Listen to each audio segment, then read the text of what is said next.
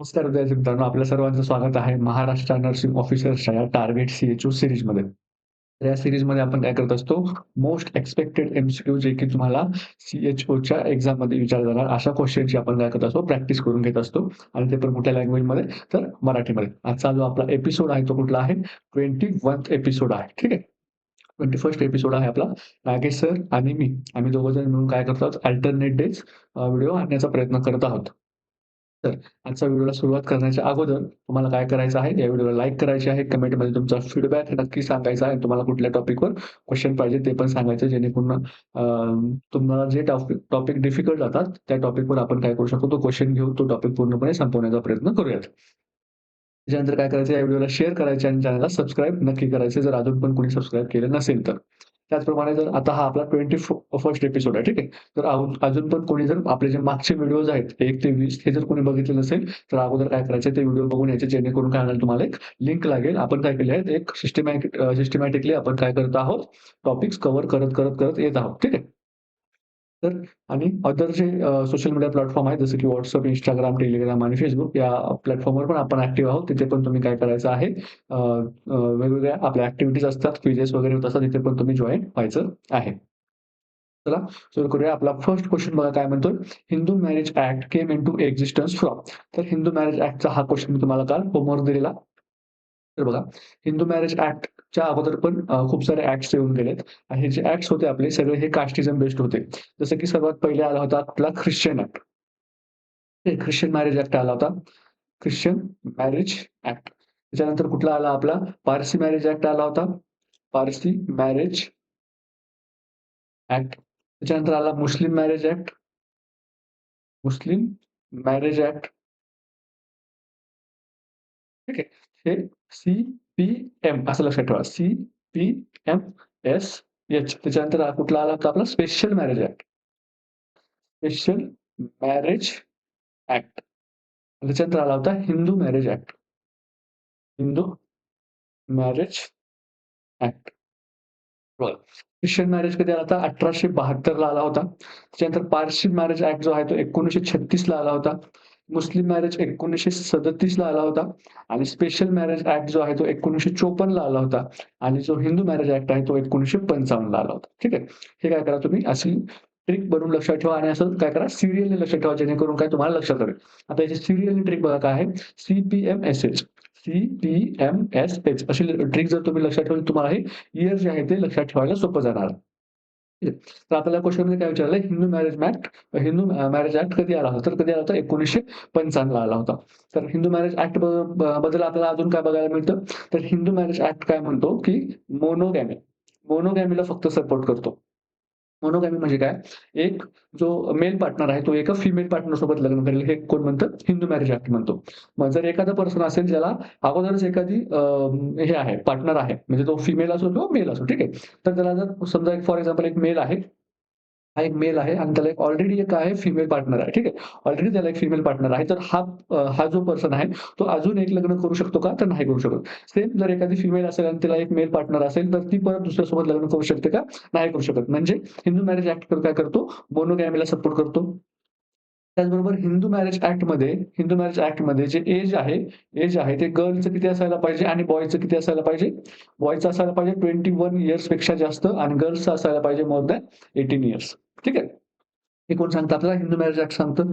त्यानंतर हिंदू मॅरेज ॲक्टमध्ये जर एखाद्या पर्सनचं किंवा एखाद्या कपलचं जर लग्न झालं असेल according to Hindi marriage act, तर त्यांना जर डायव्होर्स घ्यायचा असेल, ठीक आहे. त्यांना जर डायव्होर्स घ्यायचा असेल, तर त्यांनी एक मिनिमम 1 इयर त्यांनी काय असायला पाहिजे? सेपरेट राहायला पाहिजे. तरच काय करू शकतात ते डायव्होर्स घेऊ शकतात according to Hindu marriage act. ठीक आहे. आपण कुठले ॲक्ट बघितले? ख्रिश्चन मॅरेज ॲक्ट बघितला, पारसी मॅरेज ॲक्ट बघितला जो की 1936 मध्ये लॉन्च झाला होता. त्यानंतर मुस्लिम मॅरेज ॲक्ट बघितला जो की 1937 मध्ये लॉन्च झाला होता. त्यालाच काय म्हणतात? शरिया ॲक्ट असं सुद्धा म्हणतात. ठीक आहे. त्यालाच काय म्हणतात? मुस्लिम मॅरेज ॲक्टला शरिया ॲक्ट असं सुद्धा म्हणतात. त्यानंतर स्पेशल मॅरेज ॲक्ट बघितला जो की 1954 मध्ये लॉन्च झाला होता आणि स्पेशल मॅरेज ॲक्टची खासियत काय आहे, की हा कुठल्याही कास्टवर बेसिस नाही, म्हणजे कुठल्याही कास्टचा जो पर्सन आहेत किंवा कपल्स आहेत, एलिजिबल कपल्स आहेत, ते काय करू शकतात? स्पेशल मॅरेज ॲक्टनी लग्न करू शकतात. त्यानंतर हिंदू मॅरेज ॲक्ट कधी बघितला आपण? 1955 मध्ये झाला होता, जो की हिंदूंच्या मॅरेजशी रिलेटेड आहे. त्याच्यामध्ये आपण काय बघितले? त्यांची एज किती असायला पाहिजे? गर्ल्सचं असायला पाहिजे मोर दॅन 18 इयर्स, बॉयजचं असायला पाहिजे मोर दॅन 21 इयर्स. त्याच्यानंतर आपण बघितलं, की मोनोगॅमीलाच फक्त सपोर्ट करतो कोण? Hindu marriage act. आणि जर त्यांना म्युच्युअल सेपरेशन किंवा म्युच्युअल डायव्होर्स हवा असेल, तर त्यांनी ॲट लीस्ट 1 इयर काय करायला पाहिजे? सेपरेट राहायला पाहिजे. तरच त्यांना डायव्होर्स घेता येतो. कशा कुठल्या ॲक्टद्वारे? According to Hindu marriage act. ठीक आहे. नंतर हे ॲक्ट कसे लक्षात ठेवायचे हे पण मी तुम्हाला सांगितलेलं आहे. नेक्स्ट क्वेशन बघूया. What symptoms of rabies? Symptoms आपल्याला कशाला विचारले? तर रेबीजचे सिम्प्टम विचारले. फर्स्ट ऑप्शन मध्ये बघा, हायड्रोफोबिया म्हणजे काय? त्याला पाण्याची भीती वाटते. ठीक आहे. हायड्रोफोबिया म्हणजे काय? पाण्याची भीती. त्यानंतर हेडेक, त्यानंतर डिप्रेस्ड बिहेवियर आणि डिक्रीज सलायव्हेशन. रेबीज काय आहे? रेबीज काय आहे? एक झूनोटिक डिसीज आहे. झूनोटिक डिसीज म्हणजे असे डिसीज जे की काय होतात प्राण्यांपासून ह्युमन्समध्ये काय होतात? ट्रान्समिट होतात. त्याला आपण काय म्हणतो? झूनोटिक डिसीज असं आपण म्हणतो. तर ह्या ज्या डिसीज आहे, डिसीजचे सिम्प्टम्स आपल्याला काय बघायला मिळतात? आपल्याला बघायला मिळतं डिस्फेजिया. डिस्फेजिया आणि आपल्याला काय बघायला मिळतं? डिस्निया बघायला मिळतं. डिस्फेजिया आणि डिस्निया आपल्याला का बघायला मिळतो? कारण ज्या मसल्स आहेत, कुठल्या? तुमच्या ज्या रेस्पिरेटरी ट्रॅक्टच्या मसल्स आहेत आणि तुमच्या ज्या कुठली? स्वॉलोविंगसाठी मदत करणाऱ्या जेवढ्या काही मसल्स आहेत, ठीक आहे. म्हणजे तुमच्या फॅरेंजियल मसल जे आहेत, त्या काय होतं? त्यांचं काय होतं? स्पाझम होतं. स्पाझम होतं आणि हे स्पाझम झाल्यामुळे काय होतं? पेशंटला कुठलीही वस्तू स्वॉलो करायला, गिळायला किंवा श्वास पण घ्यायला काय होतो? त्रास होत असतो. म्हणून पेशंट जो आहे, जेव्हा त्याला आपण काय करतो? पाणी देतो, तो काय होतो? त्या पाण्याला घाबरतो. ठीक आहे. पाण्याला काय करतो? घाबरतो. त्यालाच आपण काय म्हणतो? हायड्रोफोबिया. हायड्रोफोबिया असं आपण म्हणतो. त्यानंतर आपण काय बघितलं? की फोटोफोबिया बघितलं होतं. फोटोफोबिया हा कुणामध्ये असतो? हे असतो मेनिंजायटिसमध्ये. हे आपल्याला क्वेशन विचारू शकतात. ठीक आहे. हे पण लक्षात ठेवायचं आहे. फोटोफोबिया कुणामध्ये असतो? मेनिंजायटिसमध्ये असतो आणि हायड्रोफोबिया म्हणजे पाण्याची भीती कुणामध्ये असते? तर रेबीजमध्ये असते. त्याचबरोबर आपल्याला दुसरे कुठले जे आहेत ते आपल्याला बघायला मिळतात सिम्प्टम्स रेबीजमध्ये ते म्हणजे अजून काय बघायला मिळतात आपल्याला? इरिटॅबिलिटी. इरिटॅबिलिटी म्हणजेच काय? त्या जो पेशंट आहे रेबीचा त्याला थोडंसं जरी त्याला तुम्ही पाणी वगैरे दिलं किंवा त्याला तुम्ही काय केलं एखाद्या नॉइजी एन्व्हायर्नमेंटमध्ये जर त्याला घेऊन गेलं, तर ते पेशंट काय होतात? रेस्टलेस होतात, इरिटेबल होत असतात. त्यानंतर पेशंटमध्ये आपल्याला अजून काय बघायला मिळतं? आपल्याला बघायला मिळतात सीझर्स. पेशंटला काय असतं? सीझर्स येत असतात. त्याच्यानंतर अजून जे कॉमन सिम्प्टम्स कुठले बघायला मिळतात आपल्याला? फीव्हर. फीव्हर सारखे कॉमन सिम्प्टम्स जे आहेत ते आपल्याला बघायला मिळतात. तर रेबीजच्या प्रिव्हेन्शनसाठी आणि कंट्रोलसाठी त्याला प्रोग्राम बघायला मिळतो. तो कुठला? NRCP national rabies control program. Control program. ठीक आहे. हा जो आहे प्रोग्राम लॉन्च कधी झाला होता? हा 2008 मध्ये पायलट फेजमध्ये होता. ठीक आहे. 2008 मध्ये पायलट फेजमध्ये होता आणि 2023 मध्ये काय झाला? ऑफिशियली लॉन्च झाला. ऑफिशियली लॉन्च झाला. NRCP आपण जसं की आपण कशाचा अभ्यास करतो? CHOचा. तर आपल्याला सगळे प्रोग्राम जे आहेत NHMच्या अंडर येणारे सगळे माहीत पाहिजे. NRCP हा पण अंडर NHM येतो. ठीक आहे. अंडर NHM येणारा प्रोग्राम आहे. NRCP national rabies control program. कशासाठी आहे? रेबीजचं प्रिव्हेन्शन आणि कंट्रोलसाठी आहे. लॉन्च कधी झाला होता? 2008 मध्ये पायलट फेजमध्ये होता आणि 2023 मध्ये काय झाला? ऑफिशियली लॉन्च झाला. पायलट फेजमध्ये म्हणजे काय? तर जेव्हा आपण रिसर्च करतो तेव्हा आपण बघतो बघा, आपण काय करतो? पायलट रिसर्च करतो. म्हणजे काय करतो? रिसर्च करण्याच्या अगोदर एक आपण काय करतो? छोटासा डेमो करून बघू. त्याला आपण काय म्हणतो? डेमो स्टेजमध्ये तो होता. कधी? 2008 मध्ये. त्याच्यानंतर 2023 मध्ये काय केलं? त्याला ऑफिशियली लॉन्च करण्यात आलं. आणि काय करतो? रेबीजच्या प्रिव्हेन्शन हा प्रोग्राम काय करतो? रेबीजच्या प्रिव्हेन्शन आणि कंट्रोलचं काम करतो. तर प्रिव्हेन्शन आपण कसं करू शकतो? फॉर एक्झाम्पल तुम्हाला कुठल्याही रॅबिड ॲनिमलनी बाईट झाली. मग रॅबिड ॲनिमल म्हणजे कुठलं तुमचं काय आलं? डॉग आला, कॅट आलं, त्याच्यानंतर फॉक्स, त्याच्यानंतर मंकीज, ठीक आहे. मंकीज हे काय आहेत आपले रॅबिड ॲनिमल्स आहेत. त्याच्यानंतर बर्ड्स जे आहेत, बर्ड्स चावल्याने काय होत नाही? रेबीज होत नाही. रेबीज होत नाही. म्हणून बर्ड्स चावले तर आपल्याला अँटी रेबीज व्हॅक्सीन वगैरे घेण्याची गरज आहे का? तर नाही गरज आहे का? कारण बर्ड्स जे आहेत ते कसे आहेत? वॉर्म ब्लडेड ॲनिमल्स आहेत. ठीक आहे. त्यानंतर आपण बघूयात की रेबीजचं जे फॉर एक्झाम्पल तुम्हाला काय झालं आहे? बाईट झालेली आहे एखाद्या रॅबिड ॲनिमलची. तर आपण त्याला काय करतो? कॅटेगरी 1, कॅटेगरी 2 आणि कॅटेगरी 3 असं डिव्हाईड करतो. कॅटेगरी फर्स्ट, कॅटेगरी 2 आणि कॅटेगरी 3. मग कॅटेगरी 1 कधी म्हणायचं, कॅटेगरी 2 कधी म्हणायचं आणि कॅटेगरी 3 कधी म्हणायचं हे बघूया आपण. मग हे आपण ठरवतो कशावरून? आपण ठरवतो सिव्हिरिटी ऑफ वुंडवरून. म्हणजेच काय झालंय तुम्हाला फक्त जे आहे ते एखादा फॉर एक्झाम्पल आपण इथे डॉगचा सीन घेऊया. काय केलं तुम्हाला डॉगने काय केलं फक्त तुमच्या स्किनला लिक केलेलं आहे. ठीक आहे. लिकिंग किंवा फक्त तुम्ही काय आलात कॉन्टॅक्टमध्ये आलेला आहात रॅपिड ॲनिमलच्या. तर तुम्हाला काय करायची गरज आहे का? रेबीज व्हॅक्सीन घ्यायची गरज आहे का? तर रेबीज व्हॅक्सीनची गरज नाही. No need of anti rabies vaccine ARV. ठीक आहे. आणि जर कॅटेगरी 2 असेल, कॅटेगरी 2 म्हणजे काय? Minor scratches without bleeding. Bleeding आलेली नाही, फक्त स्क्रॅच आहे. त्याला आपण काय म्हणतो? कॅटेगरी 2 म्हणतो. याच्यामध्ये काय करायचं आपल्याला काय करायला लागेल? फक्त इंजेक्शन इंजेक्शन ARV घ्यायला लागेल. किती? Injection ARV anti rabies vaccine घ्यायला लागेल. त्यानंतर जर कॅटेगरी 3 असेल, कॅटेगरी 3 म्हणजे काय? वुंड काय आहे? मोठा आहे. ठीक आहे. वुंड काय आहे? लार्ज वुंड आहे किंवा काय आहे? ब्लीड आलेला आहे किंवा काय? मल्टिपल स्क्रॅचेस आहेत. मल्टिपल स्क्रॅचेस आहेत. म्हणजे जे डॉग आहे जो तुम्हाला चावलाय, त्याचे जे स्क्रॅचेस आहेत ते मल्टिपल ठिकाणी आहेत किंवा त्याची नखं पण किंवा दातं पण. ठीक आहे. याच्यामध्ये आपण फक्त दातांना कन्सिडर करतो का? नाही का? नखांना पण कन्सिडर आपण का करतो? कारण डॉग्स किंवा कॅट्सला काय हे असते सवय असते. त्यांचे जे नख आहेत त्यांना काय करणं सतत त्यांच्या लाळेने चाटणं हे काय असतं त्यांचं सवय असते आणि ते जे लाळेतले त्यांचे जे विषाणू आहेत, रेबीजचा व्हायरस आहे, तो काय होऊ शकतो त्यांच्या नखांमध्ये पण असू शकतो. म्हणून आपण दात आणि नख ह्या दोघांपैकी कुठलाही स्क्रॅचेस जरी असेल तरी पण आपण त्याला कॅटेगरी 1, 2 आणि 3 मध्ये डिव्हाईड करताना एकच क्रायटेरिया यूज करतो. तर बघा आपण कॅटेगरी 3 मध्ये आपण काय म्हणू गुण जर मोठा असेल, ब्लीडिंग असेल आणि मल्टिपल स्क्रॅचेस असेल, तर पेशंटला आपल्याला काय-काय करायला लागतं? इंजेक्शन ARV म्हणजेच काय अँटी रेबीज व्हॅक्सिन द्यायला लागतं आणि आपल्याला काय करायला लागतात? इम्युनोग्लोबिन पण द्यायला लागतात. इम्युनोग्लोब्युलिन पण द्यायला लागतं. त्याच आपण काय म्हणतो RIG रेबीज इम्युनोग्लोबिन RIG पण द्यायला लागतं. तर आता जे ARV आहे आणि RIG जे आहे, ह्या दोघांचा आपण व्हॅक्सिनेशनचा किंवा जो शेड्यूल आहे आणि डोस आहे तो बघणार आहोत. ठीक आहे. ARV आपण कधी देतो बघा. ARV आपण देतो 2 रूटनी. इंट्राडर्मल पण देतो आणि इंट्रामस्क्युलर पण देतो. जे डर्मल जे आहे ते आपण कुठे देतो? डेल्टॉइड्सवर देतो कुठे? डेल्टॉइड्सवर, इंट्राडर्मल दोन्ही साइडला बायलॅटरली आपण देतो. त्याच्यानंतर IM जे आहे ते आपण कुठे देतो? ग्लुटेल मसलमध्ये देतो. कुणामध्ये? इन्फंट्समध्ये आणि अ, डेल्टॉइडमध्ये कुणामध्ये देतो? आपण जे अडल्ट्स आहेत त्यांना आपण काय करतो? डेल्टॉइडमध्ये देत असतो. तर बघा आयडीचा शेड्यूल जो आहे तो कसा आहे? एक मिनिट. आयडीचा शेड्यूल जो कसा आहे तो 0, 3, 7 आणि 28 आणि IMचा शेड्यूल काय आहे? 0, 3, 7, 14 आणि 28. मग याच्यामध्ये 5 डोसेस आणि याच्यामध्ये किती?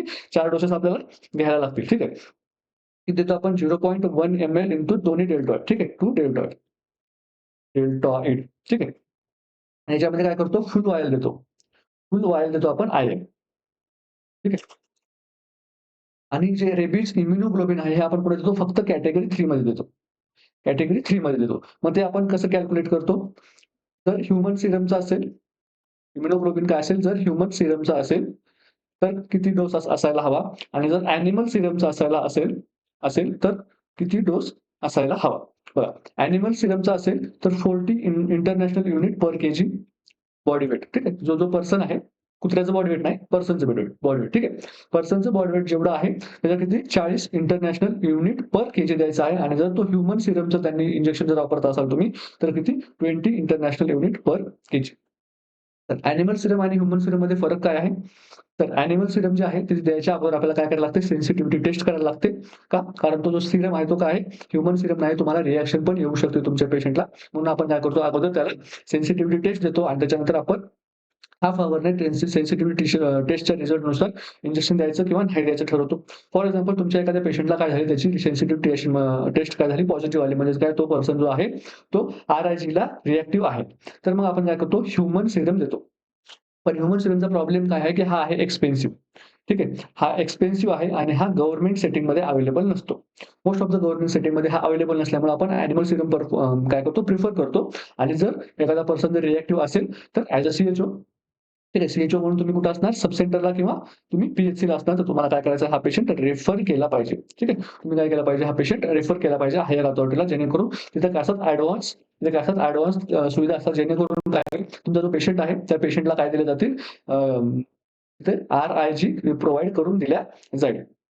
जरी त्याला ॲनिमल सिरमचं जरी दिलं, तर तिथं काय असतात तिथे डॉक्टर्स वगैरे अवेलेबल असतात आणि ज्या ॲडव्हान्स फॅसिलिटीज आहेत, जरी पेशंटला इंट्युबेशनची गरज जरी पडली एनाफिलॅक्टिक शॉक येऊन, तरी पण ते तिथे करू शकतात. त्याच्यामुळं आपण जे आहे ते सब सेंटर आणि PHC लेव्हलला काय करत नाही, त्याची रिस्क घेत नाही. जर तो पर्सन जो आहे तो काय असेल, त्याची रिएक्शन असेल, अँटी सिरम टेस्ट जे आहे, सेन्सिटिव्हिटी टेस्ट जे आहे, ती काय झाली पॉझिटिव्ह असेल, तर आपण ती रिस्क घेत नाही. ठीक आहे. तर आपला क्वेशन काय होता बघा, what is the symptom of rabies? तर रेबीजचं काय आहे? हायड्रोफोबिया, पाण्याची भीती वाटते आणि जी लाईट आहे म्हणजे फोटोफोबिया कोणामध्ये असतं? मेनिंजायटिसमध्ये असतं. त्यानंतर आपण अदर सिम्प्टम्स काय-काय बघितले? डिस्फॅजिया, डिस्निया, इरिटेबिलिटी, सीझर्स आणि फीव्हर हे पण आपण अदर सिम्प्टम्स बघितले. त्याच्यानंतर आपण बघितलं की नॅशनल रेबीज कंट्रोल प्रोग्राम जो होता, तो काय झाला होता? लॉन्च झाला होता. कधी? पायलट फेजमध्ये 2008 मध्ये आणि ऑफिशियली लॉन्च कधी झाला? 2023 मध्ये. त्याच्यानंतर आपण बघितलं की रॅबिड ॲनिमल्स जे असतात आणि त्यांनी जर चावलं तर आपल्याला कॅटेगरी 1, 2 आणि 3 मध्ये कसं त्याला डिव्हाईड करायला लागतं. कॅटेगरी 1 मध्ये काय तुम्ही फक्त रॅबिड ॲनिमलच्या कॉन्टॅक्टमध्ये आलात, ठीक आहे. किंवा काय झालंय तुमच्या स्किनवर लिकिंग झालेलं आहे, पण काय झालं तुमची स्किन इंटॅक्ट होती. तुमच्या म्युकसाला कुठेही काही प्रॉब्लेम झालेला नाही. कॅटेगरी 2 मध्ये जर मायनर स्क्रॅचेस असतील आणि विथआऊट ब्लिडिंगचे जर वुंड असतील, तर आपण काय म्हणू शकतो त्याला कॅटेगरी 2 म्हणू शकतो आणि त्याला काय करायचं फक्त इंजेक्शन ARV द्यायची गरज आहे. कॅटेगरी 3 मध्ये काय येतात लार्ज वुंड येतात आणि असे वुंड येतात ज्यांच्यामुळे काय झाले तुम्हाला ब्लीडिंग झालेली आहे किंवा असे वुंड काय झाले जे की ब्लीडिंग नाही पण मल्टिपल स्क्रॅचेस आहेत. त्याला आपण काय म्हणतो कॅटेगरी 3 म्हणतो.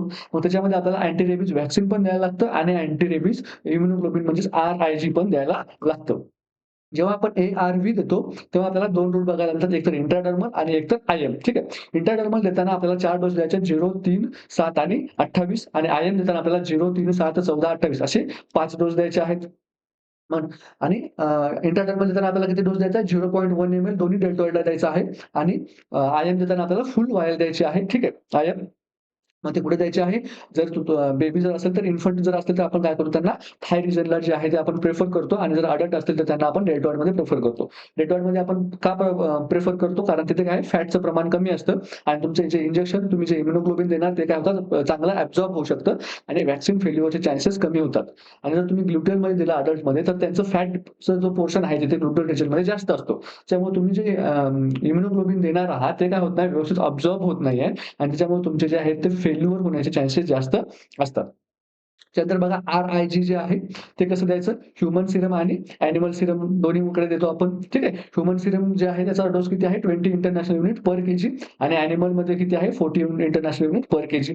ॲनिमल सीरमला आपल्याला सेन्सिटिव्हिटी टेस्ट द्यायची गरज आहे का? तर हो आहे. ह्युमन सीरमला टेस्ट द्यायची गरज आहे का? नाही का? कारण तो ह्युमनपासून बनलेला आहे. त्याची रिएक्शन आपल्याला येणार नाही हे आपल्याला माहीत आहे. ठीक आहे. तर हे झालं आपलं पूर्ण रेबीजबद्दल. त्याचा आपण प्रोग्राम बघितलं, त्याचे डोसेस बघितलं, सगळं बघितलं. याच्यात तुम्हाला काय करायचे आहेत? नोट्स बनवायचे. ठीक आहे. नोट्सशिवाय कुठलाही टॉपिक पुढे जायचं नाही. नोट्स पाहिजे. नोट्स मॅन्डेटरी आहेत. हे जे नोट्स आहेत ते तुम्हाला एक्झामच्या 1 दिवस अगोदर कामाला येणार आहेत. एक्झामच्या 1 दिवस तुम्हाला माझे लेक्चर पण कामाला येत नाहीत का? कारण एवढे लेक्चर तुम्ही बघू शकत नाही. कुठल्याही टीचरचे तुम्ही एवढे लेक्चर बघू शकणार नाही. हे जे म्हणतात ना fast track batch, marathon batch काही होत नाही. तुमच्या नोट्स तुम्हाला फक्त वाचू शकतात. दुसरं कोणीही तुम्हाला एक्झामच्या 1 दिवस अगोदर वाचू शकत नाही. ठीक आहे. नेक्स्ट क्वेशन बघूया. The transfer process has begun when which entity has been notified? First option बघा ambulance services. Second, family, receiving hospital, client primary care provider. बघा ॲज अ सी-एच-ओ तुम्ही काय आहात एका सब सेंटरमध्ये किंवा एका पी-एच-सी मध्ये काय आहात तिथे तुम्ही सेवेवर आहात. आणि तुम्हाला काय केलं एक पेशंट आहे जो की काय आहे थोडासा सिव्हिअर आहे, जो की तुमच्या सब सेंटर किंवा पी-एच-सी लेव्हलला मॅनेज होऊ शकत नाही आणि तो पेशंट काय करायचा आहे तुम्हाला रेफर करायचा आहे. ठीक आहे. मग जर तुम्ही सब सेंटरला असाल तुम्ही कुणाला रेफर करणार? पी-एच-सीला करणार आणि जर तुम्ही पी-एच-सीला असाल तर तुम्ही काय कुणाला करणार? आर-एचला किंवा सी-एच-सीला रेफर करणार. बरोबर. पण रेफर करताना आपण काय करायला पाहिजे? आपण कुणाला इन्फॉर्म करायला पाहिजे, कुणाला नोटिफाय करायला पाहिजे. फर्स्ट आहे ॲम्ब्युलन्सला. तुम्हाला ॲम्ब्युलन्सला नोटिफाय करायची गरज आहे का? सेकंड आहे फॅमिली. थर्ड आहे रिसिव्हिंग हॉस्पिटल आणि फोर्थ आहे क्लायंट प्रायमरी केअर प्रोव्हायडर. तर जेव्हा आपण रेफरची प्रोसेस आपण काय करतो? स्टार्ट करतो, बिगिन करतो, तेव्हा आपलं पहिलं काम काय आहे, की ज्या हॉस्पिटलला तुम्ही रेफर करणार आहात, आयदर तुम्ही पी-एच-सीला जर सब सेंटरला असाल तुम्ही पी-एच-सीला रेफर करणार आहात. तर तुम्ही काय करायला पाहिजे त्या पी-एच-सीला नोटिफाय करायला पाहिजे. जेणेकरून तुम्हाला काय विचारता येईल, की मी हा असा-असा पेशंट रेफर करतोय. ह्या पेशंटला लागणारे जे इंजेक्शन्स आहेत, ठीक आहे. जे काही मॅन पॉवर लागणार आहे ते तुमच्याकडे अवेलेबल आहे का? वर्किंग कंडिशनमध्ये आहे का? ठीक आहे. हे तुम्ही काय करणं अगोदर जाणून घेणं गरजेचं आहे. जर नसेल तर तुम्ही काय करू शकता, पुढे अजून दुसऱ्या हायर सेंटरला पेशंटला पाठवू शकता.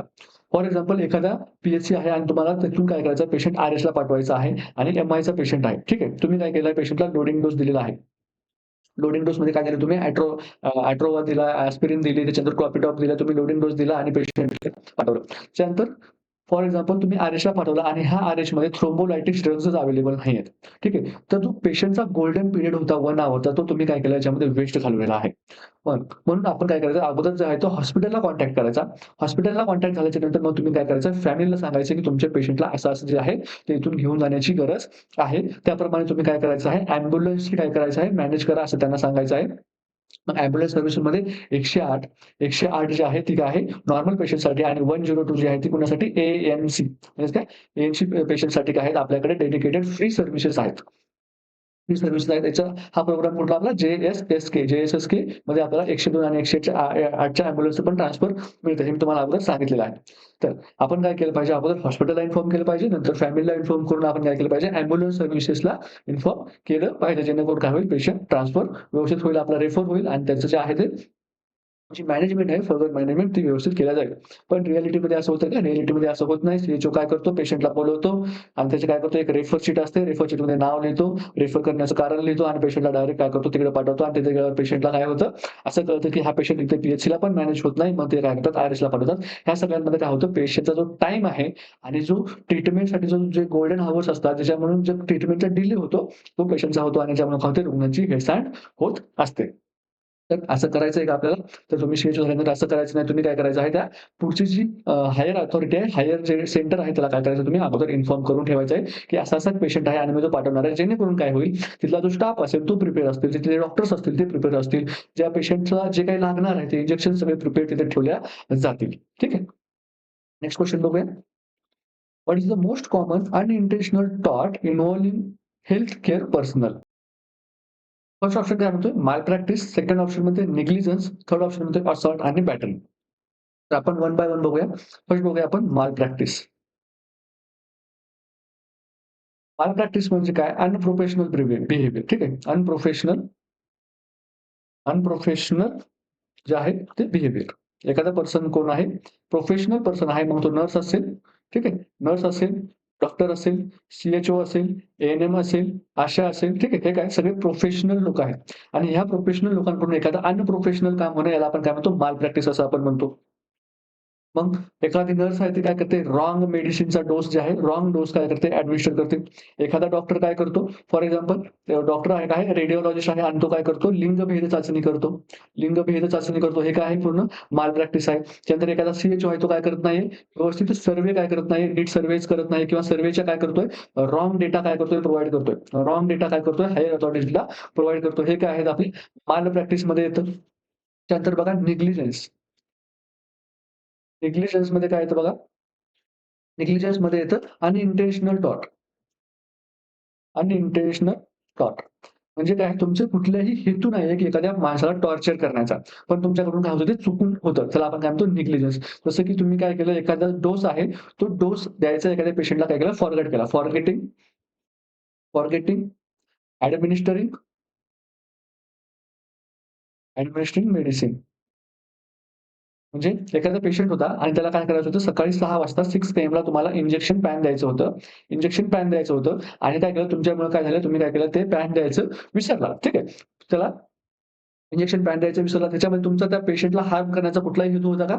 तुमचा कुठलाही हेतू नव्हता. पण तुमच्याकडून काय झाली आहे ती चूक झालेला आपण काय म्हणतो निग्लिजन्स असं आपण याला म्हणतो.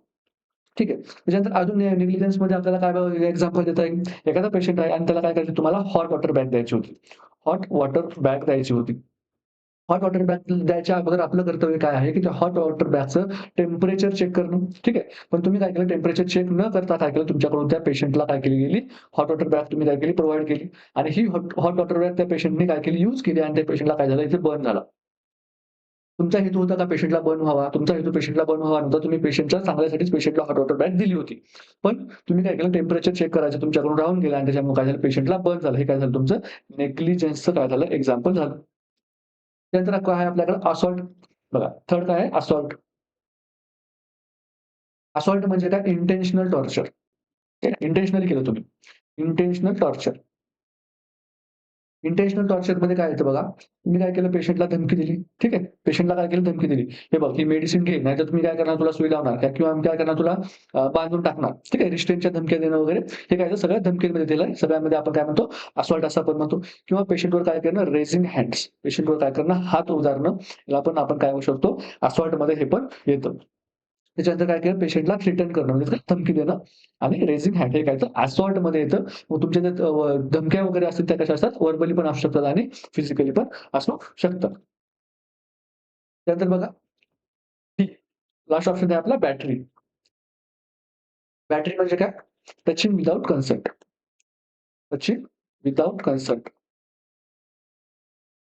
एखाद्या पेशंटला किंवा एखाद्या पर्सनला तुम्ही काय करताय विदाऊट कन्सेंटने काय करताय टच करताय आणि इनअप्रोप्रिएट वेने जर टच करत असेल त्याला आपण काय म्हणतो बॅटरी असं म्हणतो. तर क्वेश्चनमध्ये आपल्याला काय विचारलेलं आहे अनइंटेन्शनल टॉर्चर. अनइंटेन्शनल टॉर्चर असतो आपला निग्लिजन्स याच्यामध्ये काय असतो अनइंटेन्शनल टॉर्चर असतो. माल प्रॅक्टिसमध्ये तुम्ही काय करताय अनप्रोफेशनल बिहेवियर वागताय. ठीक आहे. तुम्ही काय करताय प्रोफेशनल वेने बिहेव करत नाही. तर आपण काय म्हणतो माल प्रॅक्टिस म्हणतो. निग्लिजन्समध्ये काय करता तुम्ही अनइंटेन्शनल टॉर्चर. तुमचा कुठलाही हेतू नसतो त्या पर्सनला काय करण्याचा हानी पोहोचवण्याचा तुमचा कुठलाही हेतू नसतो. त्याला आपण काय म्हणतो निग्लिजन्स असं आपण म्हणतो. असॉल्टमध्ये आपण काय म्हणतो व्हर्बली पेशंटला एखाद्या व्हर्बली किंवा फिजिकली अब्यूज करणं याला आपण असॉल्ट म्हणतो. आणि बॅटरी म्हणजे काय कुणाला तरी इंटेन्शनली सॉरी काय करणं विदाऊट कन्सेंट टच टच करणं आणि कसं इनअप्रोप्रिएटली टच करणं याला आपण काय म्हणतो बॅटरी असं आपण याला म्हणत असतो. नेक्स्ट क्वेश्चन बघूया. Who discovered tuberculin skin test. कुठली टेस्ट? Tuberculin skin test. त्याचं आपण काय म्हणतो त्याला आपण काय म्हणतो मॉन्टॉक्स टेस्ट असं आपण म्हणतो. मॉन्टॉक्स टेस्ट असं आपण म्हणतो. या टेस्टमध्ये आपण काय करतो 0.1 ml किंवा 5 इंटरनॅशनल युनिट आपण काय करतो किंवा ट्युबरक्युलिन युनिट आपण काय करतो पीपीडी. पीपीडी म्हणजे काय प्युरिफाईड प्रोटीन डेरिव्हेटिव्ह काय करतो आपण पेशंटमध्ये इंजेक्ट करतो आणि कसं इंजेक्ट करतो इंट्राडर्मली इंजेक्ट करतो आणि त्याचे जे रिझल्ट आहेत ठीक आहे त्याचे जे रिझल्ट आहेत आपण किती तासांनी बघतो 48 ते 72 तासांनी आपण रिझल्ट बघत असतो. आणि 48-72 तासांनी आपण जेव्हा रिझल्ट बघतो, तेव्हा आपण काय करतो, जिथे आपण इंजेक्शन दिलं होतं, ठीक आहे. ह्या व्हीलची जी साइज आहे, ते आपण काय करतो, साइज आपण काय करतो, मेजर करतो. व्हीलची जी साइज आहे, ती मेजर करतो आणि ती जर मोर दॅन 5 असेल, मोर दॅन 5 सॉरी लेस दॅन 5 जर असेल, तर आपण त्याला काय म्हणतो, निगेटिव्ह म्हणतो. लेस दॅन 5 असेल, तर आपण त्याला काय म्हणतो, निगेटिव्ह टेस्ट असं आपण म्हणतो. म्हणजे काय पर्सन काय आहे, कुठल्याही टीबीच्या पेशंटच्या कॉन्टॅक्टमध्ये नाही, असं आपण याला म्हणतो. जर 5 पेक्षा जास्त असेल आणि जर तो पर्सन जो आहे तो कसा असेल इम्युनो कॉम्प्रोमाइज्ड पर्सन असेल. ठीक आहे. इम्युनो कॉम्प्रोमाइज्ड पर्सन असेल, तर त्यांच्यामध्ये आपण पॉझिटिव्ह म्हणतो आणि बाकीच्यांमध्ये कसं म्हणतो आपण निगेटिव्हच म्हणतो, स्टिल निगेटिव्ह म्हणतो. जर 10 पेक्षा जास्त असेल, 10 पेक्षा जास्त असेल आणि जो पर्सन आहे तो हाय रिस्क आहे. हाय रिस्क आहे. हाय रिस्क म्हणजे कुठला पेशंट ज्याला काय सेकंडरी डिसीजेस आहेत. त्याला काही दुसऱ्या पण डिसीज कंडिशन आहेत जसं की काय आहे त्याला डीएम आहे, एचटीएन आहे. ठीक आहे. अशा पेशंटला आपण काय म्हणतो हाय रिस्क पेशंट म्हणतो. आणि अजून कुठले पेशंट जे की अंडर 5 चिल्ड्रन आहेत. अंडर 5 चिल्ड्रन्स आहेत त्यांना आपण काय म्हणतो हाय रिस्क जे आहे ते केसेस म्हणतो आणि यांच्यामध्ये जर 10 पेक्षा जास्त असेल तर आपण काय म्हणतो टेस्ट पॉझिटिव्ह आहे असं आपण म्हणतो. जर 15 पेक्षा जास्त असेल आणि काय नॉर्मल पेशंटमध्ये जर 15 पेक्षा जास्त आहे तर आपण काय म्हणतो त्याला पॉझिटिव्ह असं आपण म्हणतो. हे काय बघितलं आपण ट्युबरक्युलिन टेस्टचं इंटरप्रिटेशन बघितलं. जर एखादा पर्सन आहे, नॉर्मल आहे आणि 15 पेक्षा जर त्याच्यामध्ये जास्त बिल तुम्हाला बघायला मिळत असेल, तर आपण काय म्हणतो त्याला पॉझिटिव्ह रिएक्शन आहे असं आपण म्हणतो. आणि जर 10 पेक्षा जास्त आहे म्हणजे किती 10 ते 15 आहे आणि तो पर्सन कसा आहे हाय रिस्क पर्सन आहे. म्हणजे तो एकतर अंडर 5 चिल्ड्रन पासून बिलॉन्ग करतो किंवा त्याला सेकंडरी डिसीज आहे जसं की डीएम आणि एसटीएन तर आपण काय म्हणू शकतो या कंडिशनमध्ये ते टेस्ट आहे ते पॉझिटिव्ह आहे असं पण म्हणू शकतो. एखाद्या पर्सनला 5 ते 10 व्हील आहे आणि काय आहे त्याला तो इम्युनो कॉम्प्रोमाइज्ड आहे. त्याला काय इम्युनो कॉम्प्रोमाइज म्हणजे काय असू शकतं त्याला एचआयव्ही असू शकतो किंवा तो काय असू शकतो क्रोनिक स्टेरॉइडवर आहे. क्रोनिक काय आहे स्टेरॉइड थेरपीवर आहे. अशा पर्सनला पण काय होऊ शकतं आपण 5 ते 10 जरी असेल तर आपण काय म्हणतो त्याला टेस्ट आहे ती कशी आहे पॉझिटिव्ह आहे असं आपण म्हणतो आणि 5 पेक्षा कमी असेल तर आपण काय म्हणतो निगेटिव्ह टेस्ट आहे असं आपण म्हणतो. तर बघा आपल्याला क्वेशनमध्ये काय विचारलेलं आहे की ट्युबरक्युलिन टेस्ट जी आहे ती कोणी डिस्कव्हर केली आहे हे आपल्याला विचारायचं. ट्युबरक्युलिन टेस्ट बद्दल आपण सगळं बघितलं की काय आहे 0.1 ml इंट्राडर्मल पीपीडी आपण काय करतो ऍडमिशन करतो पीपीडी म्हणजे काय? प्युरिफाईड प्रोटीन डेरिव्हेटिव्ह आणि त्याच्यानंतर त्याचे इंटरप्रिटेशन कसे करायचे हे पण आपण बघितले. तर बघा, फर्स्ट आपल्याकडे सायंटिस्टचं नाव काय? वॉन पिरिपेट. जो वॉन पिरिपेट आहे, त्याने काय केलं होतं? हा जो वॉन पिरिपेट आहे, त्याने काय केलं होतं?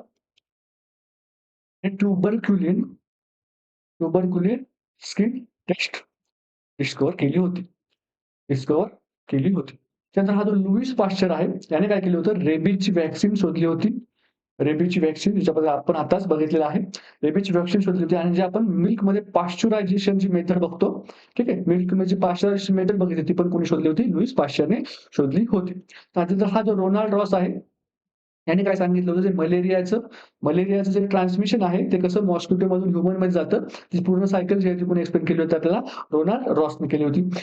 आणि हा जो एडवर्ड जेनर आहे, हा तर सगळ्यांनाच माहिती आहे, याने काय केली होती? स्मॉल पॉक्सची व्हॅक्सिन जी आहे ती काय केली होती? डिस्कव्हर केली होती. नेक्स्ट क्वेश्चन बघूया. लेप्रामिन टेस्ट युज्ड टू डायग्नोस. बघा, लेप्रामिन टेस्ट जी आहे, लेप्रामिन टेस्ट जी आहे, ती काय करतो आपण? त्यासाठी यूज करतो type of type of leprosy diagnose करण्यासाठी. टाइप ऑफ लेप्रसी डायग्नोस करण्यासाठी.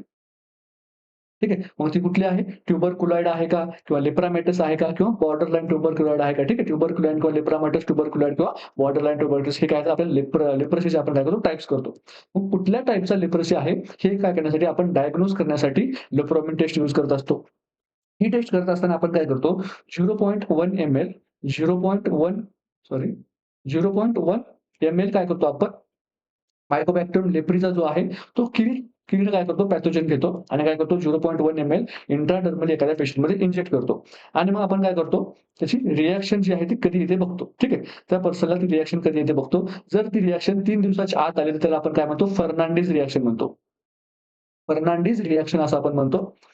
आणि जर ती जी रिएक्शन आहे ती जर 28 डेजमध्ये आली 28 डेजमध्ये आली, तर आपण त्याला काय म्हणतो? मिस्टुंडा रिएक्शन म्हणतो. मिस्टुंडा रिएक्शन म्हणतो. म्हणजे जी लेट रिएक्शन आली आहे त्याच्यामध्ये काय असतं? पेशंटचं काय असतं? प्रोग्नोसिस जे आहे ते कसं असतं? चांगलं असतं. ठीक आहे. प्रोग्नोसिस गुड आहे. म्हणजेच काय? सिव्हिअरिटी काय आहे? सिव्हिअरिटी काय असणार आहे? कमी आहे. डिसीजची सिव्हिअरिटी काय आहे? कमी आहे असं आपण म्हणतो. ठीक आहे. त्याच्यानंतर ज्याच्यामध्ये काय होतं? लवकर रिएक्शन येते त्याच्यामध्ये आपण काय म्हणू शकतो? सिव्हिअरिटी जास्त आहे. डिसीजची काय आहे? सिव्हिअरिटी काय आहे? जास्त आहे आणि काय म्हणू शकतो आपण? प्रोग्नोसिस कसं आहे? बॅड आहे असं आपण म्हणू शकतो. त्याच्यामध्ये लेप्रसीमध्ये कुठली टेस्ट करतो आपण? लेप्रोमिन टेस्ट करतो. याच्यामध्ये काय करतो आपण? 0.1 ml किल्ड मायक्रोबॅक्टेरियम लेप्रीचं काय करतो? जे एक्स्ट्रा आहे तो आपण घेतो आणि काय करतो? पेशंटमध्ये इंट्राडर्मली इंजेक्ट करतो. 3 दिवसामध्ये जर रिएक्शन आली, तर त्या रिएक्शनला आपण फर्नांडिस रिएक्शन म्हणतो. त्याच्यानंतर जर लेट रिएक्शन आली, त्याला आपण काय म्हणतो? मिस्टुंडा रिएक्शन असं आपण म्हणत असतो. तर लेप्रसी जो आहे, लेप्रसीसाठी आपल्याकडे एनएचएम अंडर कुठला प्रोग्राम आहे? जर डिसीज आल्याच्या नंतर आपल्याला पहिला जो आहे तो प्रोग्राम इथे आलाच पाहिजे. सीएचयूची एक्झाम म्हटल्यानंतर प्रोग्रामवर तुम्हाला क्वेश्चन जे आहेत तुमचे जास्तीत जास्त असणार आहेत. हे तुम्ही काय करायचं आहे? लक्षातच ठेवायचं आहे. तर बघा, कुठला आणला? National leprosy eradication programme. हा प्रोग्राम जो आहे तो 1983 मध्ये लॉन्च झाला होता. 1983 मध्ये लॉन्च झाला होता आणि हा जो आहे तो काय करतो? फ्रीमध्ये एम-डी-टी देतो. म्हणजे काय? मल्टी ड्रग थेरपी देतो. कुणाला? लेप्रसीच्या पेशंटला. लेप्रसीच्या पेशंटला.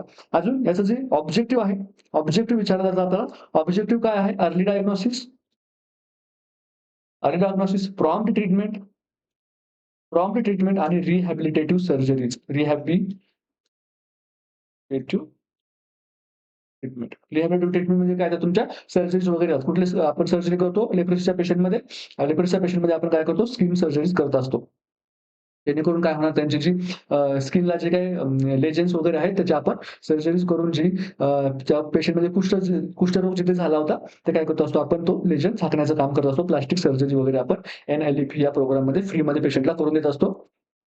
मल्टी ड्रग थेरपीनं पण आपण काय करतो? पेशंटला फ्री देतो. ड्रग ऑफ चॉईस जर विचारला आपल्याला लेप्रसीचा कुठला आहे? डॅप्सोन.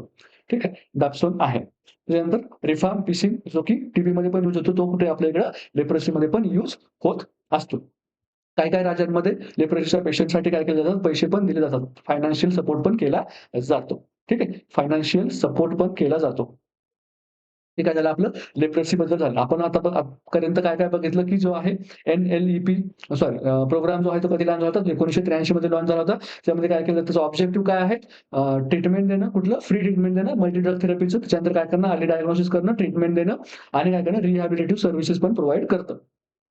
त्यात बघितलं होतं, की आपण लेप्रोमेन टेस्ट जी आहे ती बघितली होती. ती काय करतं टाइप ऑफ लेप्रोसी डायग्नोज करण्यासाठी वापरतात. टाइप ऑफ लेप्रोसी डायग्नोज करण्यासाठी वापरतात. म्हणून आपला ऑप्शन ए जो असणार आहे तो काय असणार आहे? करेक्ट आन्सर असणार आहे. मलेरियामध्ये कुठलं वापरतो आपण? थिक आणि थिन स्मिअर घेतो आपण. Thick and thin smear. ठीक आहे. टीबीमध्ये आपण कुठली टेस्ट वापरतो? ती आपण आताच बघितली ट्युबरक्युलिन टेस्ट किंवा क्वांटॉक्स टेस्ट. एचआयव्ही आणि एड्समध्ये आपण कुठली करतो? ELISA करतो. ठीक आहे. ELISA. एन्झाइम लिंक्ड इम्युनोसॉर्बट ॲसिड ही कुणामध्ये करतो आपण? एचआयव्ही आणि एड्समध्ये करत असतो. तर लेप्रोसीबद्दल तुम्हाला एक लेटेस्ट क्वेशन विचारला जाऊ शकतो. लेटेस्ट क्वेशन विचारला जातो म्हणजे LCDC. ठीक आहे. LCDC. LCDC. LCDC म्हणजे काय? Leprosy care and detection campaign. Detection campaign. त्याच्यावर एक क्वेशन तुमचा 100% या सीओच्या एक्झाममध्ये कन्फर्म आहे. 100% लिहून घ्या. ह्याच्यावर तुमचा क्वेशन येणार आहे म्हणजे येणार आहे LCDC. का? कारण आता जे आरोग्य मंत्री आहेत, त्या आरोग्य मंत्र्यांनी 17 नोव्हेंबर ते 2 डिसेंबरमध्ये काय केला होता? हा LCDC कॅम्पेन राबवला होता. या कॅम्पेननुसार तुम्हाला काय करायचं होतं? CHO, ANM, MPW त्यानंतर जे तुमचे हेल्थ इन्स्पेक्टर आहेत, यांनी काय करायचं होतं? सर्व्हेज करायचे होते. कुठं जाऊन? डोअर टू डोअर जाऊन, पेशंटच्या डोअर टू डोअर जाऊन काय करायचे? सर्व्हेज करायचे होते. त्याच्यानंतर जी हेल्दी पॉप्युलेशन आहे त्यांच्या पण घरी जायचं होतं. प्रत्येकाला तिथे त्यांच्या घरी जाऊन पूर्ण हिस्ट्री घेऊन त्यांचे कुणाला कुठे स्किनवर चट्टे वगैरे आहेत का? कुणाला स्किनचे डाग वगैरे आहेत का? किंवा कुठे स्किनचे डिसीजेस आहेत का? हे विचारायला सर्व डोअर टू डोअर काय केल्या होत्या? टीम्स तयार केल्या होत्या आणि पथकं तयार करून सगळे जे घर आहे ते तपासणी करून घेतले होते. कुठल्या प्रोग्राम अंतर्गत? LCDC हा काय होता? कॅम्पेन होता. Leprosy care and detection campaign 17 November 2025 ठीक आहे. रिसेंट आहे. 17 नोव्हेंबर 2025 ते 2 डिसेंबर 2025 पर्यंत हा प्रोग्राम चालला होता आणि ऑक्टोबर 2025 मध्ये लेप्रोसीला काय केलं होतं? त्यांनी काय घोषित केलं होतं? नोटिफायबल डिसीज घोषित केलं होतं. नोटिफायबल डिसीज घोषित केलं होतं. जेव्हा एखाद्या डिसीजला नोटिफायबल डिसीज म्हणून घोषित केलं जातं, तेव्हा त्या डिसीजला काय करायला लागतं?